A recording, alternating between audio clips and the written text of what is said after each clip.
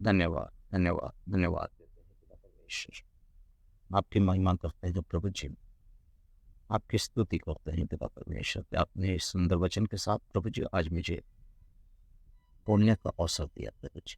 हाँ प्रभु जी, अपने बेटे पे दया करो और सुनने वालों के हृदय में काम करो, ताकि प्रभु जी ये वचन बहुतों के जीवन में काम करे। दया कीजिए सदा और सदा और सदा पूरा विश्व के नाम से आमीन। मैं धन्यवाद देता हूँ पिता परमेश्वर का कि उसने एक सुंदर वचन के साथ, बहुत ही सुंदर वचन के साथ आज हमें आपके सामने लाया है। दरअसल प्रियो, ये वचन ऐसा है कि इस वचन पे जल्दी लोग बात नहीं करते हैं, विचार नहीं करते हैं, प्रचार नहीं करते हैं,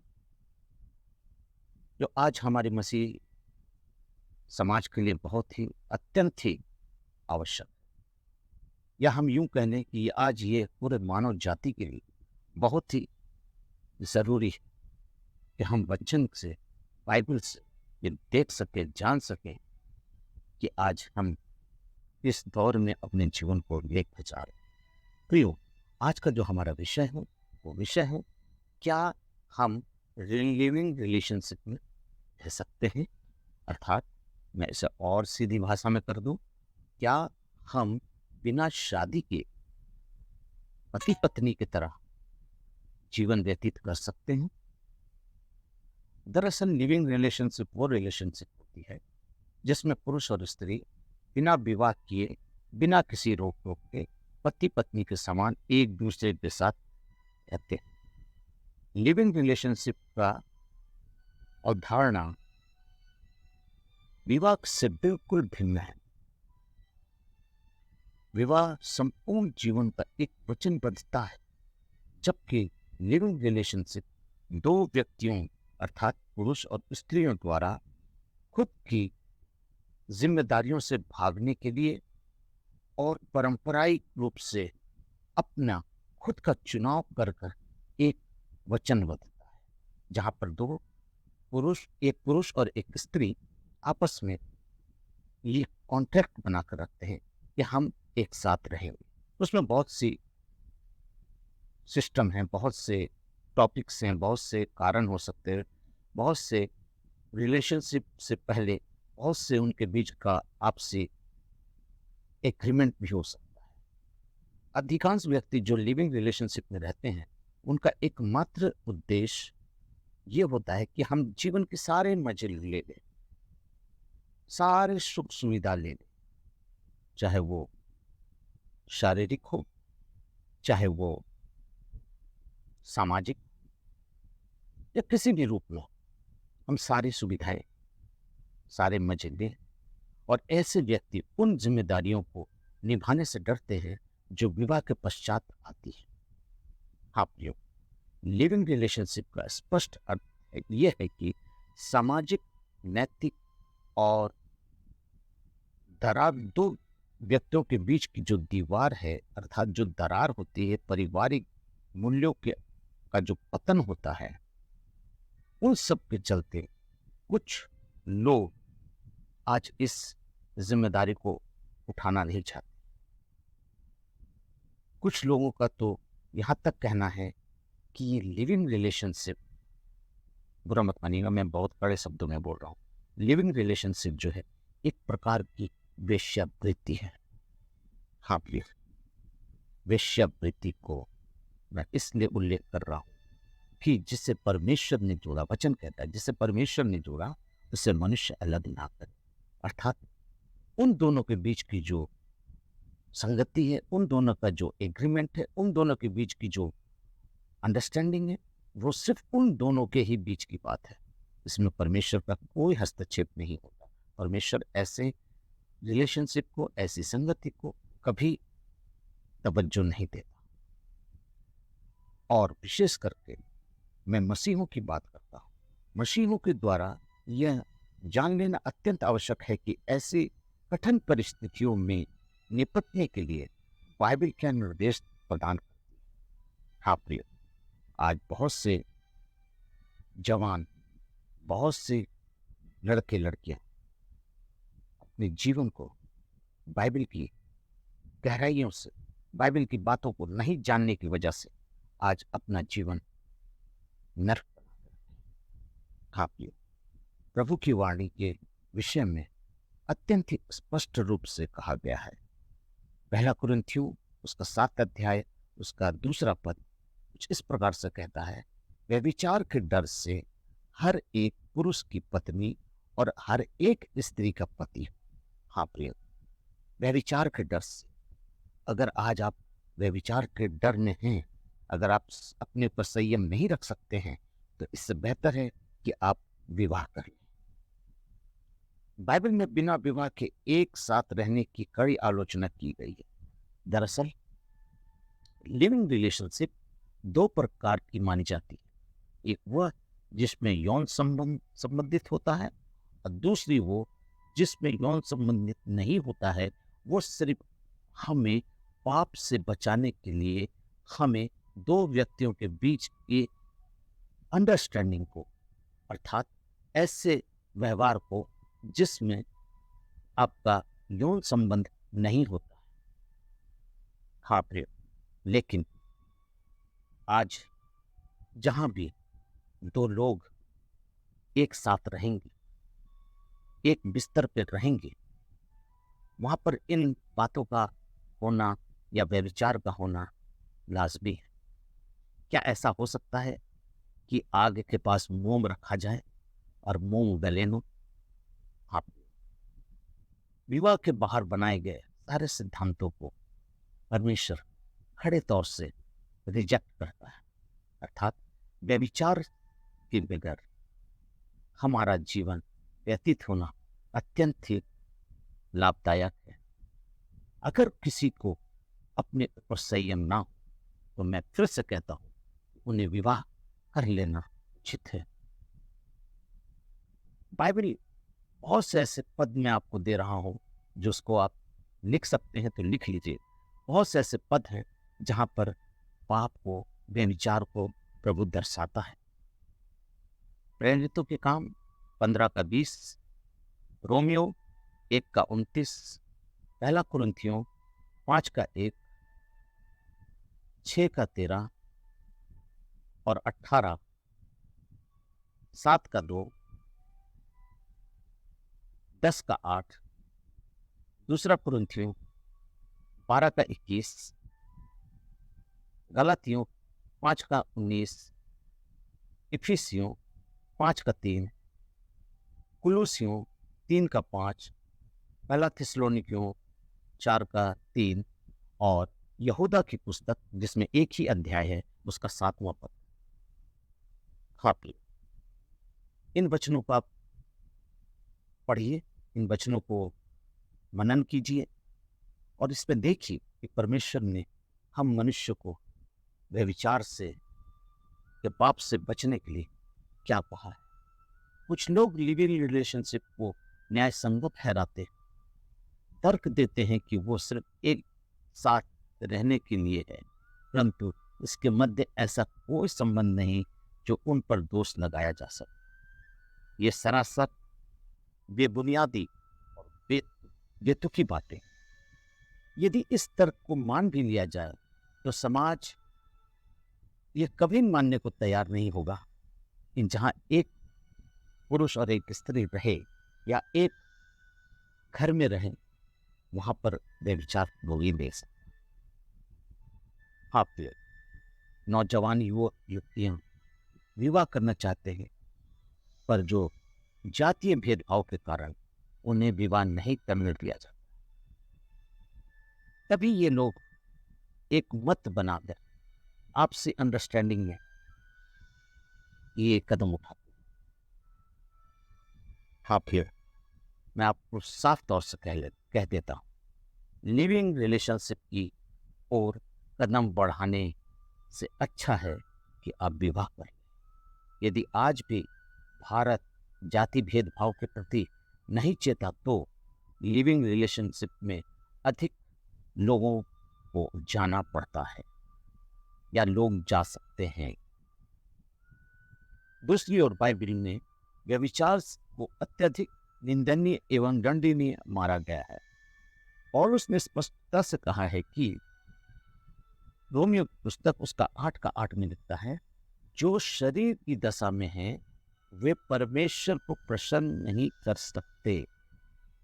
जो शारीरिक दशा में, सॉरी मैं शरीर बोल दिया, जो शारीरिक, बाइबल कहती है जो शारीरिक दशा में है वो परमेश्वर को प्रसन्न नहीं कर सकते। अर्थात आप जो रिलेशनशिप में हैं वो शारीरिक दशा में, परमेश्वर चाहता है कि उनके लोग पवित्र बने जैसा कि वो पवित्र है। पहला पत्रस उसका 1 अध्याय उसका 16वां पद कहता है, पवित्र बनो। जैसा कि मैंने पहले भी कहा है, परमेश्वर ने अपने निर्धारित मापदंडों में उसके अपने मौलिक नियम हैं और उन मौलिक नियमों के आधार पर कार्य, शासन और न्याय करता है। वो अपने हिसाब से आपके ऊपर शासन करता है, आपका न्याय करता है और आपको वचनबद्धता देता है, तुम वचन में बढ़ो। जब हम 1 थिस्सलुनीकियों उसका 4:3 पढ़ते हैं तो वहां पर लिखा है, परमेश्वर ने अपने वचन में अपने भक्तों को स्पष्ट निर्देश दिए हैं कि व्यभिचार से बचो। 1 थिस्सलुनीकियों उसका 4:3 वहां साफ लिखा है कि व्यभिचार से बचो। साथ ही यह भी बताया है कि व्यभिचार करने वाला अपने देह के विरुद्ध पाप करता है। 1 कुरिन्थियों 6:18 1 कुरिन्थियों 6:18 व्यभिचार करने वाला अपने देह के विरुद्ध पाप करता है। प्रियो, मसीह के द्वारा अपने जीवन में यौन शुद्धता न रखने के कारण परमेश्वर के नाम को जपना, अर्थात परमेश्वर के नाम का उच्चारण भी करना, परमेश्वर को मानो ऊपरी आग दिखाने के बराबर है। आप परमेश्वर के प्रति पवित्र नहीं हैं, आपका होठ परमेश्वर के प्रति पवित्र नहीं है, आपका शरीर परमेश्वर के प्रति पवित्र नहीं है, आपकी सोच परमेश्वर के प्रति पवित्र नहीं है, और आप दिखाने के लिए परमेश्वर के नाम को जपते हैं, परमेश्वर के नाम को लेते हैं, आराधना, स्तुति, प्रार्थना, कलीसिया में जाना, तरह तरह के परमेश्वर को दिखाने के लिए काम करते हैं। ये आपके लिए ऊपरी आग दिखाने के बराबर है। परमेश्वर का वचन लिविंग रिलेशनशिप को जैसे संबंधों की कभी भी अनुमति नहीं देता है।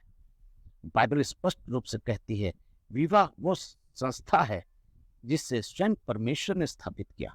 हाँ प्रियो, मैं अक्सर अपने प्रचार में यही बात कहता हूँ, जहां भी मैं पति पत्नियों के बारे में, विवाह के संबंध में बात करता हूँ, तो यही कहता हूँ कि पृथ्वी पर जो विवाह स्थापित होते हैं वो स्वर्ग पर निर्धारित किए जाते हैं, स्वर्ग पर उसको मुकम्मल कर दिया जाता है, उसको फाइनलाइज कर दिया जाता है। हम मनुष्य, हम रिश्तेदार, हम प्रियजन उसको इस पृथ्वी पर लाकर उसको अंजाम देते हैं। हाँ, उस पृथ्वी पर हम आकर उसका अंजाम देते हैं, लेकिन ये विवाह परमेश्वर की तरफ से नियुक्त हो जाता है स्वर्ग पर ही, और परमेश्वर इस विवाह में आपके साथ उपस्थित होता है। बाइबल से मैं कुछ आयतों को आपको दिखाना चाहता हूं, वहां पर आपको याद आ जाएगा कि विवाह परमेश्वर की तरफ से निर्धारित किया जाता है। आप मेरे साथ निकाल सकते हैं या पढ़ सकते हैं बाद में, उत्पत्ति की पुस्तक उसका 1 अध्याय उसका 27 और 28, जहां पर पिता परमेश्वर ने आदम और हवा को विवाह के बंधन में बांधा। वहां की परमेश्वर की उपस्थिति इस बात का फैसला देती है, इस बात की पवित्रता पे मोहर लगाती है कि वो परमेश्वर की इच्छा के अनुसार हुआ है। उत्पत्ति 2 उसका 21 और 25 जब पढ़ेंगे तो हम वहां पर देखेंगे कि ये परमेश्वर की ओर से है। गौरतलब है कि विवाह के लिए हम परमेश्वर के वचन को समझने की कोशिश करें, या ये विवाह को हम समझने की कोशिश करें, क्योंकि प्रत्येक व्यक्ति, चाहे वो स्त्री हो चाहे पुरुष हो, वो परमेश्वर का पुत्र का, उसके पुत्र की दुल्हन हो। मेरा यीशु मेरा दूल्हा है, हम उसकी दुल्हन है। वो एक दिन आएगा अपने दुल्हन को लेने के लिए। क्या वो व्यभिचारनी को लेने आएगा? क्या वो व्यभिचार से बंधी हुई अपनी कलीसिया को लेने आएगा? सोचिए थोड़ी देर। हम जवान बच्चों को कहना चाहते हैं इस वक्त, उन माँ बाप को कहना चाहते हैं जो मोबाइल में दिनों दिन रातों रात तरह तरह के सीरियल, तरह तरह की वीडियो, तरह तरह की चैटिंग, तरह तरह के पोर्नोग्राफी को देखते हैं, गंदी मूवीज को देखते हैं, ब्लू फिल्म को देखते हैं। सोचिए, परमेश्वर वचन कहता है तुमने अपने विचार में अगर वे विचार कर लिया तो समझो शरीर से कर लिया। अगर हम सोच भी लेते हैं वो हमारे लिए हो गया। हाँ प्लीज, हमें इसकी कल्पना भी नहीं करनी, सोचना भी नहीं। परमेश्वर का वचन कहता है पवित्र बनो क्योंकि मैं पवित्र हूं। पवित्रता के बिना कोई कदापि परमेश्वर के राज में प्रवेश नहीं कर सकता। आज हमारी जवान पीढ़ी, आज वो लोग जो संसार की ग्लैमर में, संसार की शान और शौकत में, संसार की दिखावे में अपना जीवन व्यतीत कर रहे हैं, अगर ऐसा कोई व्यक्ति इस वक्त इस बात को सुन रहा है कि आप लिविंग रिलेशनशिप में है, बिना विवाह के पति पत्नी की तरह है, तो आज ही तौबा कर लीजिए। प्रियो, व्यभिचार परमेश्वर की नजर में मूर्ति पूजा के बाद सबसे बड़ा पाप है और इसका दंड भयानक है। इसका दंड भयानक है। मेरे बात को मजाक में मत लीजिएगा कि ये एक ऑडियो आ रहा है, मैं सुन रहा हूँ, मैं सुनूं कि ना सुनूं, मैं क्या देखूं, मैं क्या सुनूं। भैया, ये परमेश्वर का जीवित वचन इस वक्त मैं आपसे बोल रहा हूँ। व्यभिचार से बचो। विवाह को परमेश्वर के द्वारा से एक रत्न के समान रखा गया है। हाँ प्रियो, एक रत्न है वो जो दो व्यक्तियों अर्थात पति पत्नी के शारीरिक एवं भावनात्मक रूप से एक साथ जुड़ने का कार्य होता है। विवाह ही सबसे प्राचीन मान्य संस्था है। जब स्वयं परमेश्वर द्वारा इसकी स्थापना की गई तो ये विचार करने के योग तथा यह मान लेने योग्य है कि पिता परमेश्वर ने विवाह को संपन्न किया। प्रियो, इब्रानियों की पुस्तक उसका 13वां अध्याय उसका 4थे पद में लिखता है, विवाह सब में आदर की बात समझी जाए और बिछौना निष्कलंक रहे, क्योंकि परमेश्वर व्यभिचारियों का, अंत में लिखता है, न्याय करे। हाँ प्रिय, आज क्या आप अपनी पत्नी को धोखा दे रहे हैं? आज आप अपने पति को धोखा दे रहे हैं? क्या आज आप अपने शरीर के साथ व्यभिचार कर रहे हैं? क्या आज आप प्रभु की दुल्हन होने के साथ प्रभु के साथ व्यभिचार कर रहे हैं? प्रभु की आज्ञा का उल्लंघन कर रहे हैं? क्या कर रहे हैं? सोचिए। पाश्चात्य संस्कृति को अपने जीवन में मत अपनाइए। थोड़ा सा डरिए, अपने परमेश्वर के सामने थोड़ा सा डरिए, धीरज रखिए, थोड़ा सा धीरज रखिए। प्रभु आपके लिए कोई सुंदर व्यवस्था करके रखा है। मैं विश्वास करता हूँ जब उसने आदम को बनाया, उसने उसके लिए हवा को बनाया। अगर आज आप आदम है तो आपकी हवा कहीं ना कहीं है, ये विश्वास कीजिए, प्रार्थना कीजिए। आज वो बेटियां तो ये समझती हैं मेरा विवाह नहीं हो रहा है, हिम्मत रखिए, प्रार्थना कीजिए। प्रभु आपके लिए कहीं ना कहीं कोई ना कोई आदम अवश्य रखा है। प्रियो, मैं आपको यही बोलना चाहता हूं कि बिना विवाह एक साथ रहकर आप परमेश्वर को महिमा नहीं दे रहे, आप उसके विरुद्ध बगावत कर रहे हैं। हाँ प्रिय, आप अपने स्टेटस के चलते, अपने रुपए के जोर से, अपने ज्ञान के जोर से, अपनी उपलब्धियों के जोर से आप सब कुछ अच्छा समझने की कोशिश करते। आज मोबाइल और इंटरनेट के चलते आज हजारों घर, परिवार, पीढ़ियां बर्बाद हो रहे हैं। प्रियो, मैं आपको स्पष्टता के साथ परमेश्वर का एक वचन याद दिलाना चाहता हूं।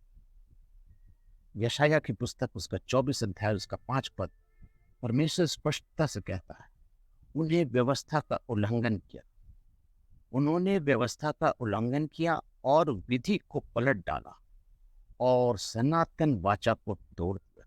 वो परमेश्वर जो वाचा का परमेश्वर है, वो परमेश्वर जिसने आदम और हवा को एक साथ अदन की वाटिका में वचन में बांधा, वाचा में बांधा, विधि में बांधा, परमेश्वर के संतान नियमों, और आज इंसान ने इस नियमों को तोड़कर लिविंग रिलेशनशिप जैसे संबंधों को बुनियादी ढाल बनाकर अपने लिए परमेश्वर की आज्ञा को तोड़ डाला।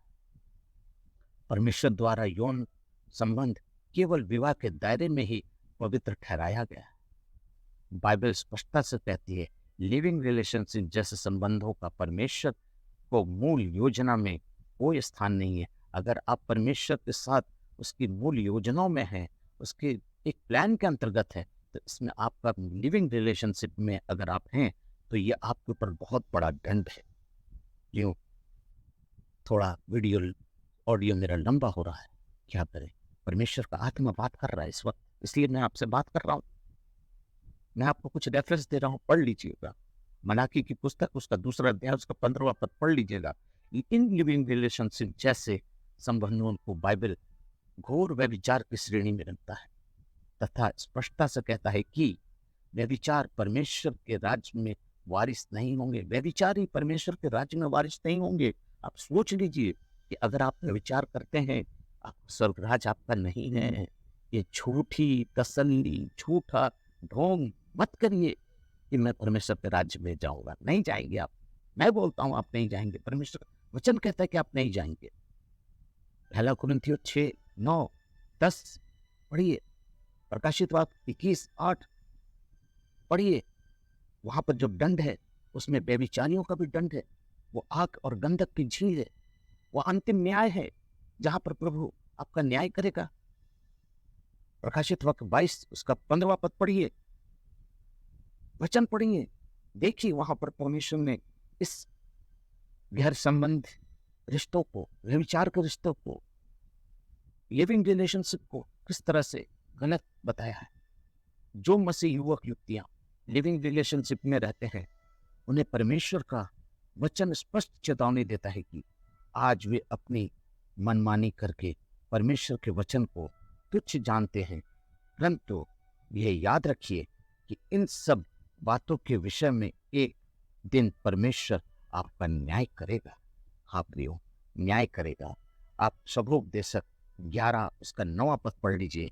आपको प्रभु बहुत आयत से आशीष करे।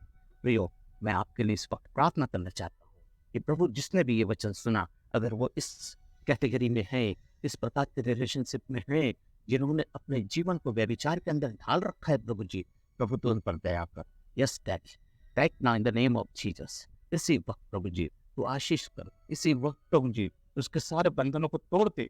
इसी वक्त प्रभु जी उनके बीच जो गंदा रिलेशन है प्रभु, ओ पिता परमेश्वर त्रिबाला शरणा पापा निवासी कराला पापा निवाना, ओ प्रभु दया कर, दया कर, दया, ताकि वो प्रभु जी बच जाएं, वो प्रभु जी आपके स्वर्ग राज्य में जाएं, क्योंकि पिता परमेश्वर वो इस बंधन से आजाद होना चाहते हैं। अगर जो आजाद नहीं होना चाहते हैं प्रभु जी, उनका दंड उनके ऊपर है।